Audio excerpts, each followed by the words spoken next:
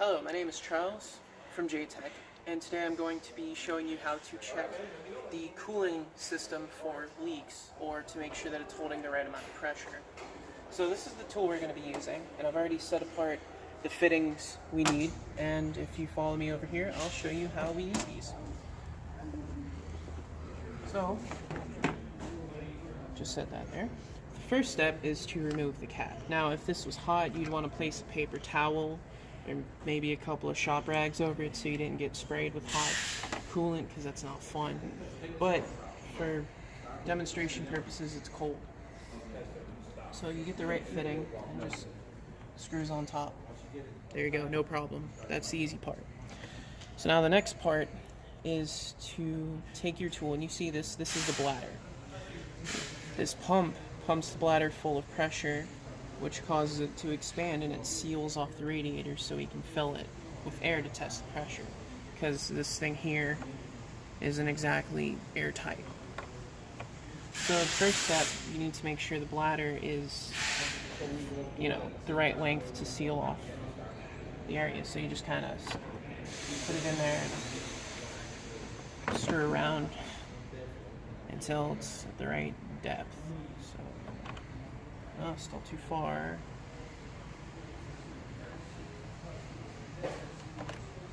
There we go. That fits good there. Now, you see here, there's a little bit of play.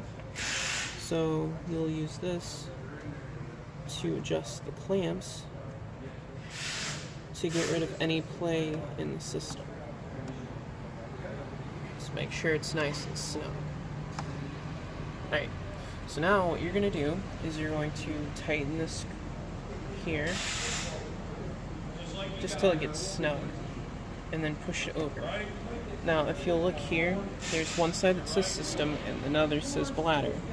So we want to inflate the bladder first to seal off the system. So you just push it till it hits the yellow. Then slide it over so it's in the system, and you just pump up the system and you test it.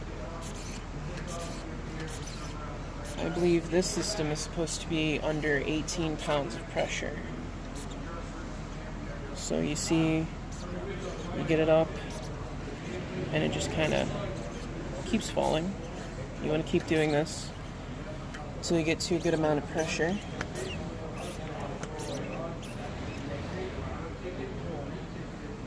That looks good. That's about 18. So now you would go around and check the system for leaks. You really go through it with a fine-tooth comb. We tested this vehicle earlier and found a leak right here. If you look closely, you can see the yellow stains of the liquid, and we circled it so we could find it again. But I believe we would most likely recommend that the customer replace this hose.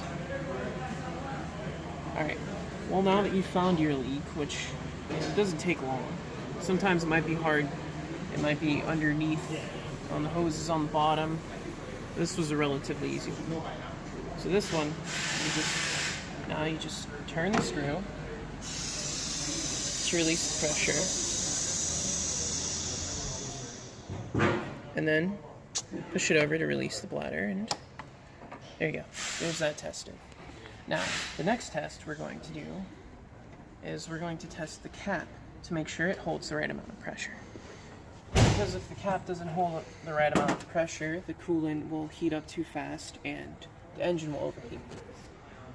Okay, so now that I have the correct fitting, which is this one, you're going to screw this part in here, and then go do the same steps you did for the radiator. You're going to make sure that the bladder sits right in there, and then you just kind of do the same thing, get it nice and snug, inflate the bladder, and then the difference between this one and the radiator is that the radiator cap is supposed to reach a certain PSI and then vent it off, so that way you don't have too much pressure in the system. And this is important because if you don't have enough pressure, then you'll have a hard time keeping your engine cold. And if you got too much pressure, it could cause leaks and internal damage. So we're just going to pump this up, and this should hold about 18 pounds of pressure, but as you see, we can get it to maybe 11 before it releases. So this is not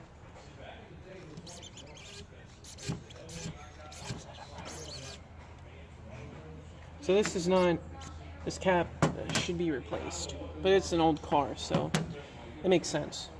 Alright, now same process, release the screw, release the pressure, take it apart, and then that's pretty much it. Make sure you put the cap back on the radiator before you start the vehicle, or you'll coolant will leak out. Put that back on, and that is how you test the pressure of a cooling system.